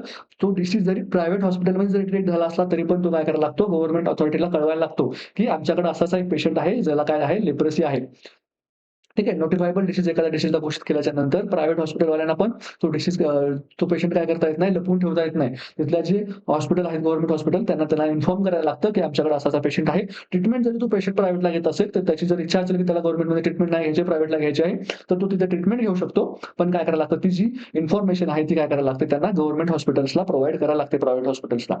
त्याला आपण नोटिफायबल डिसीज जर कन्सिडर केल्याच्या नंतर त्या डिसीज जी आहे ती इम्पोर्टन्स एवढा वाढत असतो. त्यामुळे LCDC जी आहे ती रिसेंट कॅम्पेन आहे आणि याच्यामध्ये 100% तुम्हाला याच्यावर एक क्वेशन येणार आहे म्हणजे येणार आहे. कुठे? कुठे? आपल्या या अपकमिंग महाराष्ट्र CHO एक्झाममध्ये. ठीक आहे. तर बघा LCDCमध्ये आपण काय बघितलं 17 नोव्हेंबर ते 2 डिसेंबर 2025 पर्यंत ही कॅम्पेन सुरू होती. आता जे आपले आरोग्य मंत्री आहेत त्यांनी ही कॅम्पेन सुरू करायला लावली होती. Leprosy care and detection campaign. ठीक आहे. याच्यामध्ये काय केलं होतं? डोअर टू डोअर जाऊन काय केलं होतं? Undiagnosed cases, screening of undiagnosed cases treat केल्या होत्या. त्याच्यानंतर याच्यामध्ये कोण-कोण होते? CHO होते, ANM, MPW आणि हेल्थ इन्स्पेक्टर जे असतात. हेल्थ इन्स्पेक्टरमध्ये कोण असतात? ते MPWचे सुपरवायझर असतात. डायरेक्ट सुपरवायझर असतात कोणाचे? MPWचे. आपण काय म्हणतो? हेल्थ इन्स्पेक्टर असं आपण म्हणतो. ठीक आहे. आणि ऑक्टोबर 2025 मध्ये काय केलं? लेप्रोसीला नोटिफायबल डिसीज त्यांनी घोषित केलेलं आहे. त्यामुळे याच्यावर क्वेशन आपला एक पडू शकतो. ठीक आहे. नेक्स्ट क्वेश्चन बघा. What is the first step in sewage treatment? ठीक आहे. सीवेज ट्रीटमेंट म्हणजे काय? आपण सांडपाणी. ठीक आहे. सांडपाण्याची जी व्यवस्था आहे ती आपण कशी करतो? हे आपल्याला विचारलं आहे. त्यामध्ये कुठली फर्स्ट स्टेप विचारली आपल्याला? एरेशन, क्लोरिनेशन, प्रिसिपिटेशन आणि सेडिमेंटेशन. तर बघा, सीवेज ट्रीटमेंट जेव्हा आपण करतो, तेव्हा आपण 3 फेजेसमध्ये डिव्हाईड करतो. 3 फेजेसमध्ये आपण प्रायमरी, सेकंडरी आणि टर्शियरी अशा 3 फेजेस आपण यूज करतो. प्रायमरी पेशंटमध्ये जे आहे त्याच्यामध्ये आपण काय करतो? सेडिमेंटेशन करतो. सेडिमेंटेशनमध्ये काय करतो आपण? जे पाण्याचं सांडपाणी जातंय ते काय करतो आपण? एका मोठ्या टँकमध्ये जमा करतो. ठीक आहे. समजा आता हे काय आहे? मोठा टँक आहे. या मोठ्या टँकमध्ये काय करतो आपण? पाणी जमा करतो आणि जो पाण्यामध्ये गाळ आहे, वाळू आहे, रेती आहे, ठीक आहे, माती आहे. ही काय होते? इथे खाली काय होते? सेडिमेंट होते. ठीक आहे. ही जी माती वगैरे आहे काय होते खाली अशी शिरतो आणि त्याच्यावर तुमचं असं वर पाणी तरंगतं. ठीक आहे. त्याच्यानंतर काही डेब्रिज वगैरे जे असतात ते प्लास्टिक वगैरे ते काय होतात असे वर तरंगतात. मग आपण काय करतो हे जे आहे ते वरचा थर काढून टाकतो आणि हे पाणी जे आहे तिथे नळ लावलेला असतो. ते पुढे तुमचा खाली गाळच असतो आणि हे जे मधलं पाणी आहे ते आपण काय करतो नेक्स्ट टँकरमध्ये काय करतो पाठवतो. मग इथे काय होतं त्याचं एरेशन होतं. एरेशन किंवा यालाच आपण काय म्हणतो बायोलॉजिकल प्रोसेस म्हणतो.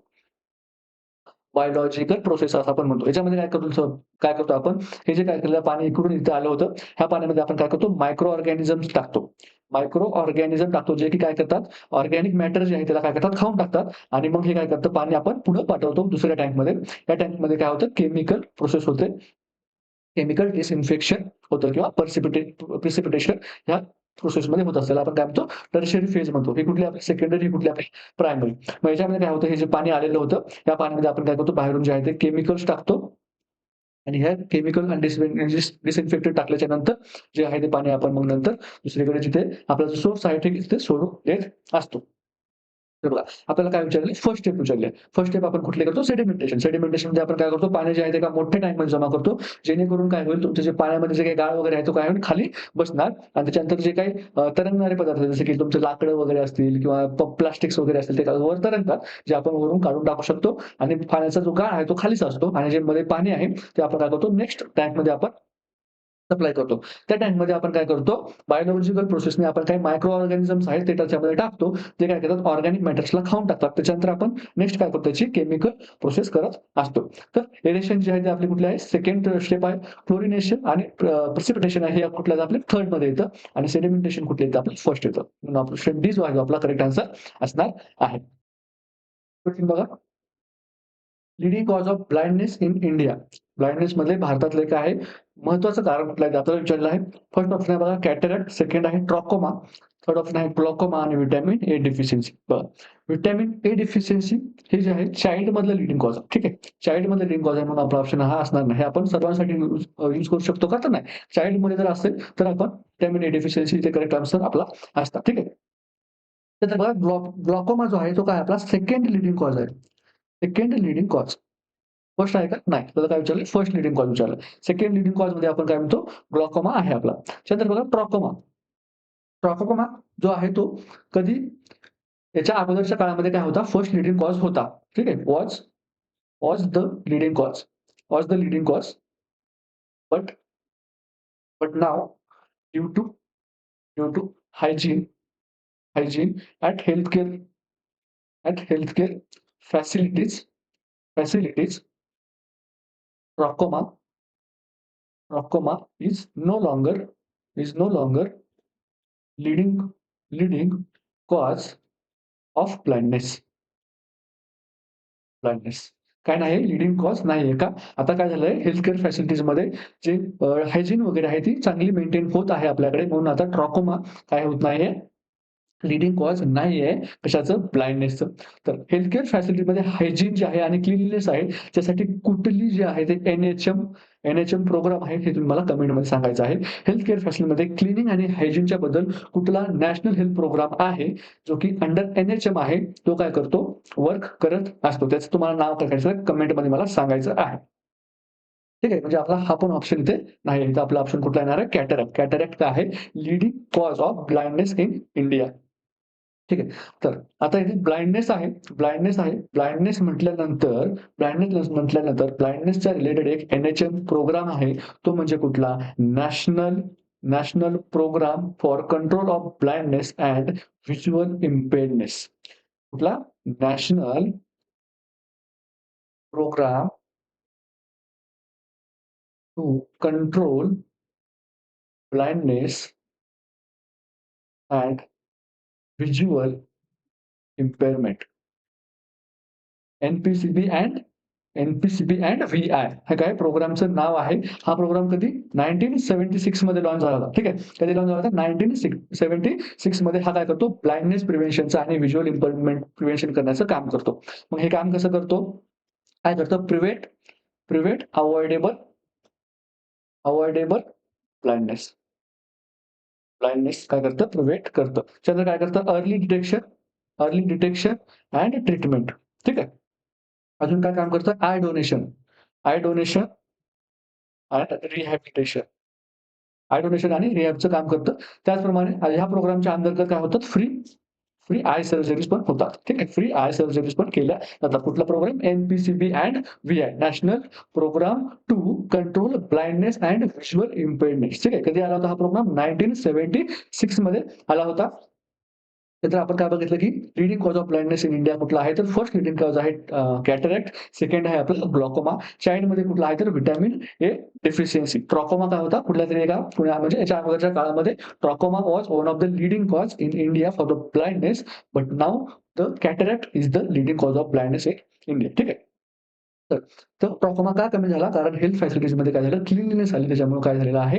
ट्रॉकोमा कमी झालेला आहे. आणि त्या क्लीनलीनेससाठी एक एन-एच-एम प्रोग्राम आहे, जो की स्पेशली हॉस्पिटल क्लीनलीनेसवर बेस्ड आहे. त्या प्रोग्रामचं तुम्ही मला नाव कमेंटमध्ये सांगायचं आहे. ठीक आहे. नेक्स्ट क्वेश्चन बघूया.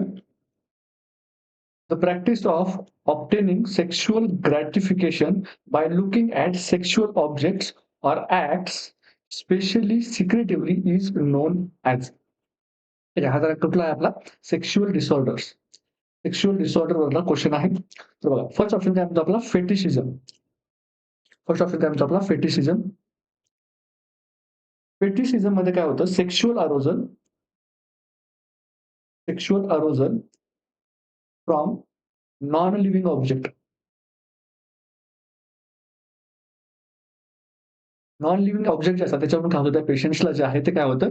सेक्शुअली ते अरोज होतात. त्यांचा जो आहे तो लिबिडो जो आहे तो पीकवर जातो. कधी? जे नॉन लिव्हिंग ऑब्जेक्ट असतात. मग प्रत्येक पर्सन जो आहे, प्रत्येक पेशंट जे आहे, त्यांच्या वेगवेगळ्या पण काय असू शकतात? तर त्यांच्या फेटिश ज्या त्या काय असतात? थिंकिंग्स असू शकतात. मग ते कुठले-कुठले असू शकतात? अपोझिट पार्टनर जे असतात, ठीक आहे. अपोझिट सेक्स असतात. त्यांचे जे पार्टनर्सचे जे अंडरवेअर्स आहेत, ठीक आहे. अंडरवेअर्स आहेत किंवा त्यांचे शूज आहेत, ठीक आहे. ह्यांच्याकडून काय असतं? त्यांना फेटिशिझम असू शकतं. ह्याच्यामध्ये त्यांचा कन्सेंट असतो का? कारण ह्या ज्या ऑब्जेक्ट्स आहेत त्या कशा आहेत? नॉन लिव्हिंग ऑब्जेक्ट आहेत. त्याच्यामुळे तो जो पर्सन आहे, त्या पर्सनला काय लागत नाही? कन्सेंटची गरज लागत नाही. No need of consent. ठीक आहे. No need of consent.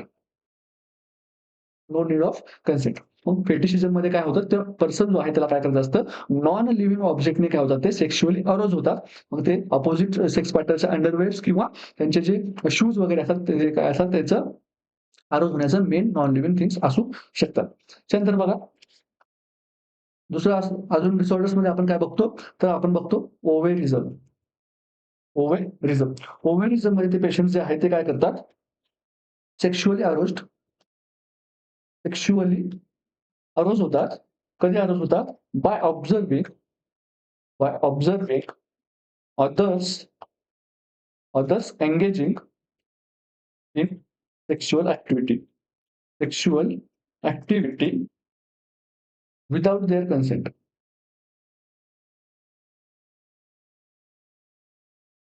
ठीक आहे. ओव्हॅरिझममध्ये काय केलं जातं?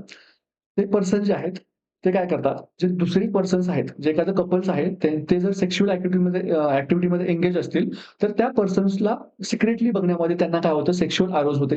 किंवा एखादी जर अपोझिट जेंडरची पर्सन असेल, तो काय करत असेल?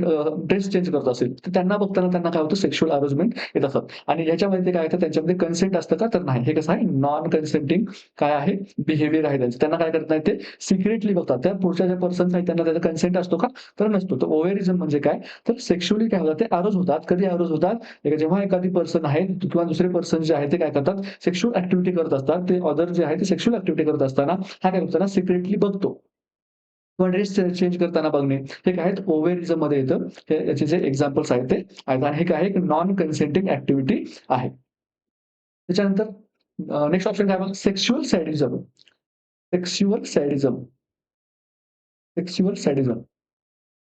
हे पर्सन आहेत sexually aroused by sexually aroused by by harming harming किंवा गिव्हिंग पेन. ठीक आहे. Giving pain to partner. ते सेक्शुअली अरोज कधी होतात? जेव्हा ते काय करतात? अपोझिट सेक्शुअल पार्टनर्स जे आहेत त्यांना काय करतात? पेन देतात. तेव्हा त्यांना काय होतं? सेक्शुअल सॅडिझम असं आपण म्हणतो. फॉर एक्झाम्पल ती लोकं काय करतात? एक्झाम्पल्समध्ये ती लोकं काय करतात? ते जी पर्सन आहे त्यांचा जो अपोझिट सेक्स पार्टनर आहे त्यांना काय त्यांचा चोक करतात. त्यांना काय करतात? चोक करतात. म्हणजे काय त्यांचा गळा दाबून धरणं वगैरे. जेव्हा ते असं सेक्शुअल ॲक्टिव्हिटी करताना करतात, त्याला आपण काय म्हणतो? सेक्शुअल सॅडिझम म्हणतो. त्याच्या अपोझिट एक कन्सेप्ट असते. त्याच्या अपोझिट एक कन्सेप्ट असते. त्याला आपण काय म्हणतो? Sexual sexual मॅसोचिझम. मॅसोचिझम त्याच्यामध्ये काय करतात, त्याच्यामध्ये काय होतं, त्यांना sexually aroused when receiving pain from partner. जेव्हा त्यांचा पार्टनर त्यांना पेन देतो, तेव्हा त्यांना काय होतं, सेक्शुअल अरोज येते, त्यांचा लिबिडो तेव्हा पीक होतात. त्याला आपण काय म्हणतो, सेक्शुअल मॅसोचिझम म्हणतो. सेक्शुअल सॅडिझम आणि सेक्शुअल मॅसोचिझम. सॅडिझममध्ये काय, जेव्हा ते दुसऱ्याला पेन देतात, तेव्हा त्यांना सेक्शुअल अरोज होतं, सेक्शुअली अरोज होतात. आणि सेक्शुअल मॅसोचिझम म्हणजे काय, जेव्हा ते दुसऱ्या पार्टनरकडून पेन रिसीव्ह करतात, तेव्हा ते सेक्शुअली अरोज होतात. लास्ट ऑप्शन आहे आपलं फ्रॉटोरिझम. फ्रॉटोरिझममध्ये काय होतं बघा, फोर्थ ऑप्शन काय होतं आपला, फ्रॉटोरिझम. फ्रॉटोरिझममध्ये काय होतं, सेक्शुअली अरोज्ड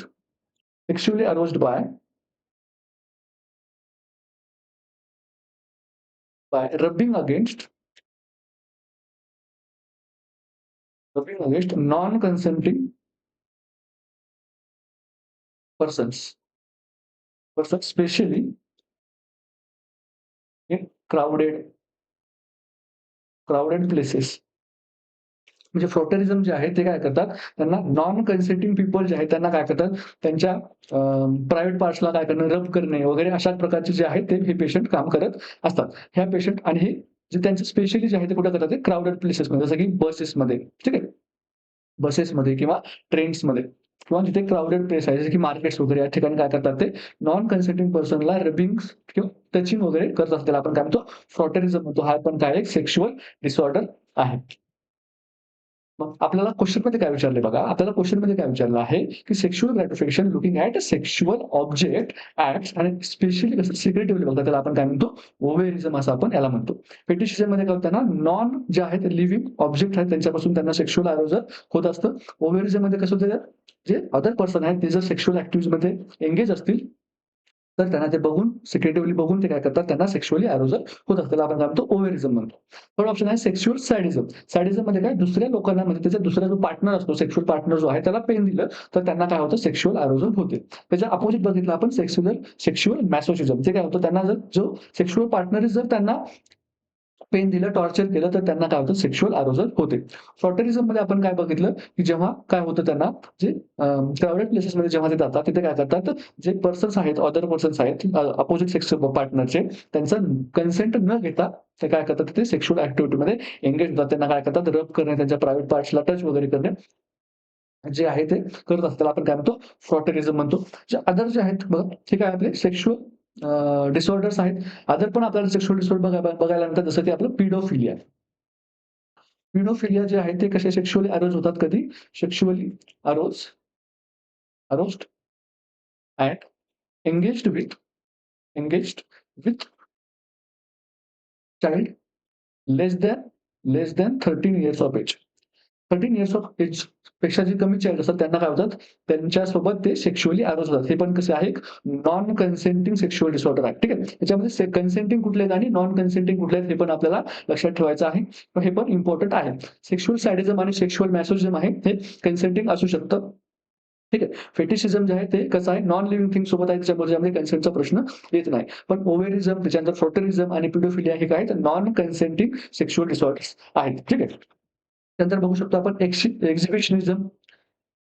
एक्झिबिशनिझम म्हणजे काय, एक्झिबिशन म्हणजे नावामध्ये आहे बघा, काय करणं, एक्झिबिट करणं. एखादी काय करणं, एक्झिबिट करणं. एक्झिबिशन लागलं आपण जे म्हणतो, त्यामध्ये काय, आपण एखादी वस्तू दाखवत असतो.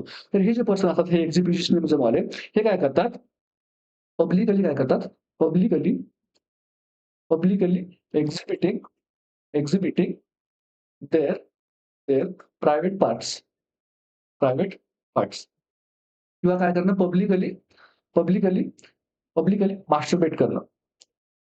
मास्टरबेशनमध्ये काय करतात, इन्व्हॉल्व होत असतात कुठं, पब्लिकली. त्याला आपण काय म्हणतो, एक्झिबिशनिझम असं आपण त्याला म्हणतो. त्यानंतर अजून एक आहे नेक्रोफिलिया. हे पण काय, नॉन कन्सेंटिंग आहे. हे पण कसं आहे, नॉन कन्सेंटिंग. दुसऱ्या पर्सनचा कन्सेंट घेतात का ते पब्लिकली करताना, तर नाही करत. ठीक आहे. मग ह्याच्यामध्ये अजून कुठला आहे आपला, नेक्रोफिलिया. नेक्रोफिलिया हे काय, हे पर्सन काय करतात, this this patient engage with engage engage with sexually engage sexually engage sexually with dead bodies. ठीक आहे. डेड बॉडीज सोबत काय करतात, ही पर्सन्स सेक्शुअली एंगेज असलेला आपण काय म्हणतो, नेक्रोफिलिया असं आपण म्हणतो. तर अजून सेक्शुअल डिसऑर्डर बघितलं आपण कुठला ट्रान्सवेस्टिझम, ट्रान्सवेस्टिक ट्रान्सवेस्टिक फेटिशिझम, फेटिशिझम. ट्रान्सवेस्टिक फेटिशिझम मध्ये काय करतात हे person opposite sexually aroused by wearing opposite sex clothes. Opposite सेक्सचे क्लोथ्स जेव्हा घालतात तेव्हा ते काय होतात सेक्शुअली अरोज होतात. तर हे आपण काय केलं काय सेक्शुअल डिसऑर्डर्स जे आहेत ते मेन काय केलं आपण कंप्लीट केलं, जे की आपल्याला सायकॅट्रिक च्या पोर्शन मध्ये पण एक्झाम मध्ये विचारू शकतात सीएचओ मध्ये. ठीक आहे. तर बघा कुठले कुठले आपण याच्यामध्ये कंप्लीट केले आज. फेटिशिझम म्हणजे नॉन लिव्हिंग ऑब्जेक्ट सोबत काय करतात सेक्शुअल अरोजल त्यांना होत असतं. त्यामुळे याच्यामध्ये जे ऑब्जेक्ट जे आहेत ते नॉन लिव्हिंग असल्यामुळे कन्सेंटचा प्रश्न येत नाही. त्यानंतर बघितलं आपण ओव्हरिझम मध्ये ते लोक काय करतात, त्यांनी सेक्शुअली अरेंज होतात कधी, जेव्हा अदर्सला काय करतात सेक्शुअल ऍक्टिव्हिटी करताना ते बघत असतात किंवा अंडरेज करताना बघत असतात. ठीक आहे. त्यानंतर सेक्शुअल सॅडिझम मध्ये काय करतात ते दुसऱ्यांना पेन देतात. ठीक आहे. हे कन्सेंटिंग असू शकतं. त्याच्या अपोजिट बघितलं आपण सेक्शुअल मॅसोसिझम. याच्यामध्ये काय होतं, त्यांना जेव्हा पेन रिसीव्ह करतात तेव्हा काय होतं, त्यांना सेक्शुअली अरोज होतात. हे पण कन्सेंटिंग असू शकतं. फ्रॉटेरिझम मध्ये पेशंट्स काय करतात, sexually arouse by harming sorry frotteurism मध्ये काय करतात, rubbing against non consenting person in crowded places. Crowded प्लेसेसमध्ये जाऊन काय करतात, प्रायव्हेट पार्ट्सला रबिंग करणे किंवा टच करणे. त्याच्यामुळं हे जे आहे ही ऍक्टिव्हिटी कशी आहे, नॉन कन्सेंटिंग आहे. त्यानंतर बघितलं आपण पिडोफिलियामध्ये काय करतात, जे पिडो म्हणजे नाव आलं बघा, पिडो म्हणजे पेडियाट्रिक्स. ठीक आहे. 13 वर्षाच्या कमी वयाच्या मुलं असतील किंवा मुली असतील यांच्यासोबत सेक्शुअल ऍक्टिव्हिटी करत असताना त्यांना काय होते, अरोजल येत असतात. हे पण कसं आहे, नॉन कन्सेंटिंग आहे. एक्झिबिशन मध्ये काय करतात, फिजिकली काय करतात, एक्झिबिट करतात त्यांचे प्रायव्हेट पार्ट्स. हे पण कसं आहे, नॉन कन्सेंटिंग सेक्शुअल डिसऑर्डर मध्ये येतं. नेक्रोफिलियामध्ये पण कसं येतं, नॉन कन्सेंटिंग येतं. का त्यांची डेड बॉडी त्यांना कन्सेंट देते का, तर नाही देत. ठीक आहे. हे लोक काय करतात, डेड बॉडी सोबत सेक्शुअल ऍक्टिव्हिटी मध्ये एंगेज असतात. ट्रान्सवेस्टिक फेटिशिझम याच्यामध्ये काय असतं, ते काय करतात, पर्सन्सचे जे क्लोथ्स आहेत ते काय करतात, अपोजिट पर्सनचे क्लोथ घालतात आणि त्याच्यानंतर त्यांना सेक्शुअल अरोजल येते. हात आहे कन्सेंटिंग टाईपमध्ये येत असतं. ठीक आहे. तर आपला हा क्वेश्चन होता. क्वेश्चन मध्ये बघा आपल्याला काय विचारलं होतं, ओव्हॅरिझमचं विचारलेलं होतं. त्याचं ऑप्शन बी जे आहे ते करेक्ट आन्सर असणार आहे. नेक्स्ट क्वेश्चन बघूया. When assessing a child with chronic hypoxia, the healthcare person has to look for. ठीक आहे. आपल्याला काय सांगितलं, एक पर्सन चाइल्ड आहे. बरं. एक चाइल्ड आहे आणि तो कसा आहे, क्रोनिकली हायपॉक्सिक आहे. क्रोनिकली हायपॉक्सिक आहे. ठीक आहे. क्रोनिकली हायपॉक्सिक आहे म्हणजेच त्याला काय झालेलं आहे, ठीक आहे. म्हणजेच त्याचं काय झालं आहे, पुअर पुअर परफ्युजन आहे त्याला. पुअर परफ्युजन आहे म्हणजे त्याच्या कॅपिलरी काय होतात, कॅपिलरीज काय होते, ओव्हर ग्रोथ होते. जेव्हा एखाद्या पर्सनमध्ये क्रोनिकली हायपॉक्सिया असतो तेव्हा त्याच्यामध्ये पुअर परफ्युजन होतं आणि पुअर परफ्युजनला टॅकल करण्यासाठी बॉडी काय करते, कॅपिलरीची जी ओव्हरग्रोथ आहे ती कुठं करते, पेरिफेरीला वाढवते. पुअर परफ्युजन कुठं होतं, त्याला पेरिफेरीला होतं. ठीक आहे. पेरिफेरीला होतं आणि त्याचं पेरिफेरी म्हणजे कुठे, तुमच्या हाताची बोटं. फॉर एक्झाम्पल तुमचा हा हात आहे आणि ह्या हाताची बोटं आहेत. ठीक आहे. ह्या हाताची बोटं आहेत. हाताच्या बोटाला काय होतं, तुमचं ब्लड जे आहे ते पोहोचत नाही आहे. बोटं जरा जास्त झाली. ठीक आहे. तर इथे काय होतं, मग इथे जे कॅपिलरीचं नेटवर्क आहे ते काय होतं, वाढायला लागतं आणि कॅपिलरीचं नेटवर्क वाढायला लागल्यामुळे काय होतं, तुमचे नेल ब्लेड्स जे आहेत ते कसे होतात, ठीक होतात. त्यामुळे तिथलं जे नेल ब्लेड्सच्या खालचा जो टिश्यू असतो त्याची काय होते, हायपरट्रॉफी होते. म्हणून आपल्याला काय बघायला मिळतं, क्लबिंग ऑफ फिंगर बघायला मिळतं. ठीक आहे. क्लबिंग ऑफ फिंगर्स जे आहेत ते आपल्याला क्रोनिक हायपॉक्सिक चाइल्डमध्ये बघायला मिळतात. ऑप्शन ए कसं असणार आहे, आपलं करेक्ट आन्सर असणार आहे. ऑप्शन बी बघा काय म्हणतो, डिक्रीज आरबीसी काउंट नाही. जेव्हा एखादा पर्सन हायपॉक्सिक असतो तेव्हा त्याचे जे आरबीसी जे आहेत, आरबीसीचा काउंट वाढतो. बघा, जेव्हा एखादा पर्सन हायपॉक्सिक असतो तेव्हा त्याच्यामध्ये काय होतं, हायपॉक्सिक आहे ना, त्याची ऑक्सिजनची डिमांड जी आहे ती व्यवस्थित काय होत नाही, पूर्ण होत नाही. पण बॉडी काय करतं, आरबीसीज वाढवतं जेणेकरून काय होईल, मॅक्झिमम ऑक्सिजनचा अमाउंट घेऊन तिथे जातील आणि ज्या सेल आहे ज्या हायपॉक्सिक स्टेटमध्ये त्यांना ऑक्सिजन व्यवस्थित मिळेल याची काय करत असतं, खात्री करत असतं बॉडी. जेव्हा तुम्ही एखाद्या हाय अल्टिट्यूड वाल्या ठिकाणी राहता, त्या पेशंटचे जेव्हा तुम्ही सॅम्पल घेता तेव्हा तुम्हाला काय बघायला मिळतं, की त्यांचा आरबीसी काउंट जो आहे तो जास्त असतो. म्हणून काय होतं, आरबीसी काउंट नेहमी वाढतो कधी, क्रोनिक हायपॉक्सिक कंडिशनमध्ये. SpO2 90 पेक्षा लेस. ठीक आहे. एसपीईटी जे आहे ते क्रोनिक हायपॉक्सिया पर्सन जे आहेत त्यांच्यामध्ये SpO2 आपल्याला जनरली नॉर्मल बघायला मिळतो. का? कारण त्यांची बॉडी जी आहे ती काय करते, आरबीसी काउंट वगैरे वाढवून काय करते, SpO2 मेंटेन करण्याचं करत असते आणि फ्लुइड इंटेक आणि आपलं क्रोनिक हायपॉक्सियाचा काही काय नाही संबंध नाही. म्हणून आपला ऑप्शन ए जो काय असणार आहे ते करेक्ट आन्सर असणार आहे. क्रोनिक हायपॉक्सिक पेशंटमध्ये ते जसं जरी आपल्याला चाइल्डचं एक्झाम्पल दिलं असेल, तर आपल्याला अडल्ट्समध्ये पण काय बघायला मिळतं, क्लबिंग ऑफ फिंगर बघायला मिळतं आणि आपल्याला काय बघायला मिळतं, positive Lovibond sign. Lovibond sign आपल्याला बघायला मिळतो. आपल्याला टाका म्हणजे सॉरी नेल्समध्ये जे आहे ते लव्ही बॉन्ड साइन असा आपण चेक करायचा असतो. जिथे जास्त असेल 160 डिग्रीपेक्षा जास्त असेल, ठीक आहे. तर आपण काय म्हणतो, पॉझिटिव्ह लव्ही बँड साइन असं आपण म्हणतो, जे की आपल्याला क्रोनिक हायपोक्सियाच्या पेशंटमध्ये बघायला मिळतं. क्लबिंग ऑफ फिंगर आपल्याला कसं बघायला मिळतं, फॉर एक्झाम्पल हे तुमचे फिंगर्स आहेत आणि तुमचे फिंगर टिप्स काय होतात, असे वाढतात, ठीक आहे. त्याला आपण काय म्हणतो, क्लबिंग ऑफ फिंगर्स असं आपण याला म्हणत असतो. नेक्स्ट क्वेश्चन बघूया. व्ही-ई-डी स्टँड्स फॉर, ठीक आहे. V-E-D stands for valuable essential desirable, valuable estimated desirable, vital essential desirable आणि व्हायटल एस्टिमेटेड डिझायरेबल. हे काय आपला इन्व्हेंटरी कंट्रोल. इन्व्हेंटरी कंट्रोल कुठला मॅनेजमेंट सब्जेक्ट, ठीक आहे. मॅनेजमेंट सब्जेक्ट मधला इन्व्हेंटरी कंट्रोल मधला हा काय आपला क्वेश्चन आहे. ह्या क्वेश्चन तुम्हाला होमवर्क होमवर्क असणार आहे. या क्वेश्चनचं काय करायचं, तुम्हाला आन्सर कमेंटमध्ये ए, बी, सी, डी जे काय आहे ते तुम्हाला सांगायचं आहे, ठीक आहे. तर आज आपण काय करूया, इथेच थांबूया. आपला जो सीएचओ सीरीज आहे ते आपण इथेच थांबूया. सीएचओ सीरीज प्रमाणे जर तुम्हाला थेरी तुमची जर अजून कच्ची असेल, तर तुम्हाला ब्रह्मास्त्र सीरीज बघायची आहे. ब्रह्मास्त्र सीरीजमध्ये आपण इंटिग्रेटरी सिस्टम, रेस्पिरेटरी सिस्टम आणि कार्डियाक सिस्टम, इंटिग्रेटरी आणि रेस्पिरेटरी संपलेली आपली, कार्डियाक पण काही दिवसामध्ये आपली संपणार आहे. ती काय असणार आहे, ब्रह्मास्त्र सीरीज कशी आहे, थेरी प्लस एमसीक्यू. आपण फक्त थेरीच करतो का याच्यामध्ये, नाही. थेरी केल्याच्या नंतर त्या टॉपिकचे एमसीक्यू जे की एक्झाम ओरिएंटेड आहे, ते पण आपण तिथे लगेच सॉल्व्ह करून घेत असतो. त्याच्यानंतर जी नागेश सरांची त्रिशूला सीरीज आहे. नागेश सरांची काय आहे, त्रिशूला सीरीज पण आहे. त्याच सीरीजमध्ये आपण काय करत असतो, एमसीक्यू घेत असतो. जे मोस्ट एक्सपेक्टेड एमसीक्यू आहेत, ठीक आहे. असे एमसीक्यू आपण या सीरीजमध्ये बघत असतो आणि ही जी आपल्या इथे त्रिशूला सीरीज जी आहे, तिथे तुम्ही ती टार्गेट सीएचओ सीरीज आहे, तिथे तुम्ही बघत आहात, ठीक आहे. तोपर्यंत अभ्यास करत राहायचे आहेत. नोट्स बनवायचे आहेत. कुठल्या पण हालतीमध्ये तुमच्या नोट्स जे आहेत, ते तुम्हाला वाचवणार आहेत एक्झामच्या 1 दिवस अगोदर. त्याच्यामुळे नोट्सला तुम्ही कधीही मागे-पुढे बघायचं नाही. तुमच्या नोट्स जे आहेत, तुमच्या कंप्लीट असल्या पाहिजे, ठीक आहे. चला अभ्यास करत राहा. तोपर्यंत थँक